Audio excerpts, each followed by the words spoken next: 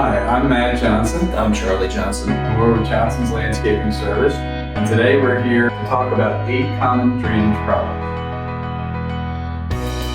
The first time folks usually call us is when they see moisture in the basement. What do you see here, Charlie? Well, this is obviously evidence of water making it into your basement. This would be a good time to call a landscaper to take a look at what's happening outside of your home. Obviously, this is an extreme case. This is something that you see fairly typically, and most of these can be corrected with outside drainage work. When you visit a property and somebody has reached out to you because they maybe had moisture in the basement or something like that, what's the first thing that you look at? One of the first things that I do when I assess the drainage request is to look at the downspouts and the gutters of the house. Two common issues are this would be considered an extreme situation of pour over, so this could be a blocked gutter that's just sending the water straight over and landing at the foundation. And this is another example of a blocked gutter downspout. A lot of times you'll see that the gutters and or the downspouts are undersized for the volume of water that's coming through them. So that should be the first place that you look. We would refer you to a gutter company. So when you see a situation like this, what are you looking at then? Just judging by the picture, my first guess would be that this is another pour over situation from a clogged gutter or a downspout. The water's just landing straight at the corner of the house. Again, that's maintenance or an adjustment to the gutters and or downspout system. So the first thing, especially when you're seeing water closer to the foundation, is to look up. The next reason somebody might give us a call is standing water in the yard. When you see these pictures, what's running through your mind? Well, again, without being able to see more of the photo to see exactly what the grade of the entire project is, but what we're going to try to do is move this water along. So either we would put in a series of catch basins, which are surface drains, and pipe the water somewhere else, hopefully out to the street and on its way, or we can simply regrade this area if that allows, and then reseed or resod it. And depending on whether or not the yard is amenable to getting the water out, you may need to actually go down further, right? Correct.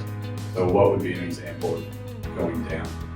You talking about putting in a cistern, a means of containing the water underground? Yeah, some kind of flow well, getting the water down.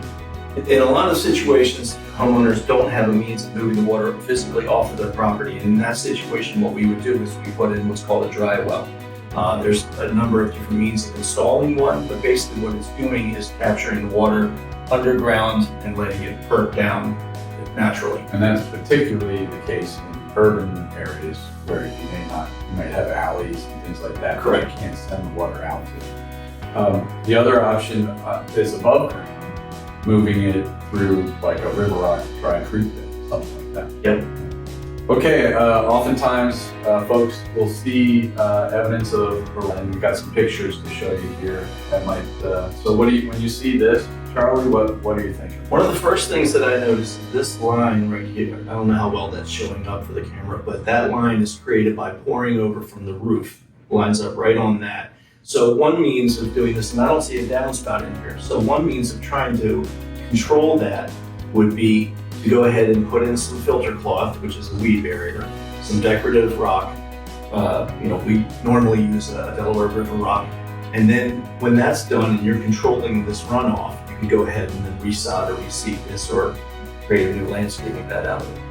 What do you see when you see this picture? This is a pretty substantial situation. So it looks to me like they're getting water from around the corner of the house, a pour over because it lines up right about with the roof line, and what's coming down through this downspout. So the very first thing that should be done here is get this downspout in the ground and piped out. So let's eliminate that water from the equation. And then you also have issues coming possibly from... It looks like they're picking up water from their neighbor's yard, which everybody does. Whatever's happening in the back, we want to address what's happening in the back, right? Right. And then we also obviously want to bring in some more soil and raise the grade here. It looks like the grade is dropped. That's correct. As well. All right, another reason somebody might find some standing water is the grade of the yard.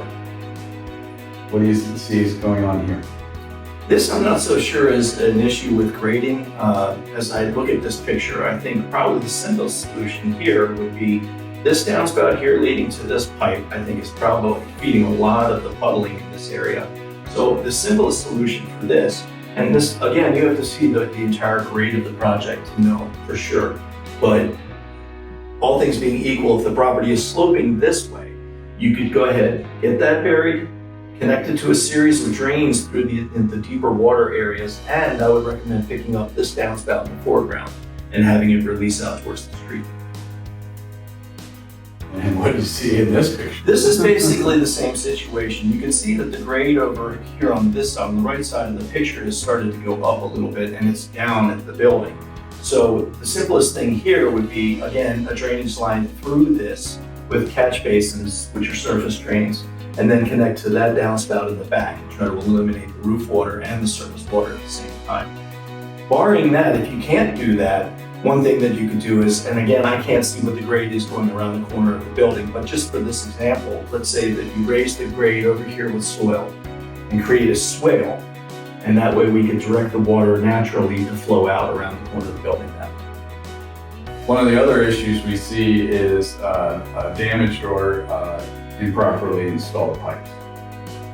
You see here. This is a good example of a pipe that's being hit repeatedly by the mowers. The easiest thing to do, and I don't know why they brought the pipe over the top of the wall. I'm not really sure why they didn't go out and around the side of it. And this is a sump pump line from the basement. This could very easily have been connected to this too, so that you don't have this unsightly situation here.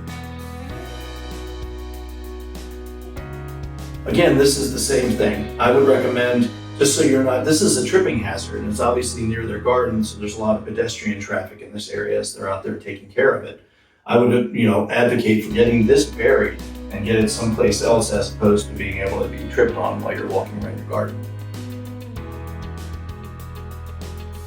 All right, and one of the other things we see is that sometimes hardscaping will be installed and there's an issue with the hardscaping. This is a beautiful patio. I like this project, but clearly this is a mistake. So, as I was saying before, one thing that can be an issue for patios is having the grade of the lawn and or the bed being a little bit higher than the patio itself, and that will help retain the water on the patio, which you don't want. This is clearly a mistake from the initial install. This patio honestly should be lifted and relaid. It's just a subtle tweak to the base layers. We'll go ahead and correct this. And whenever you have a patio, you have a certain slope away. That's correct. And finally, sometimes there are issues with the drainage that involve safety or aesthetics. You see here. This drives me crazy, honestly. Pipes like this exposed are a nightmare for pedestrians, for mowing the lawn, any maintenance that you're doing, and it's extremely unsightly. So I would like to see this buried and taken as far away from the house as possible.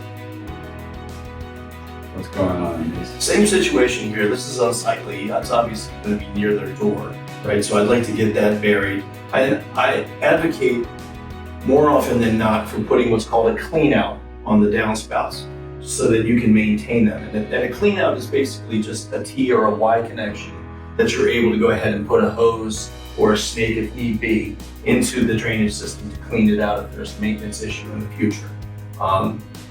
Typically in the black plastic pipe situation, you're going to have more of an issue with root infiltration and leaf debris and things like that because of the corrugation of the pipe. We lobby typically for PVC pipes because they're smooth walled inside and all the debris just flows out. It doesn't have a chance to get hung up. Thanks for watching the video about 8 common drainage problems. We hope you found it helpful. And if you'd like more information or if you'd like an on-site consultation, please reach out to us.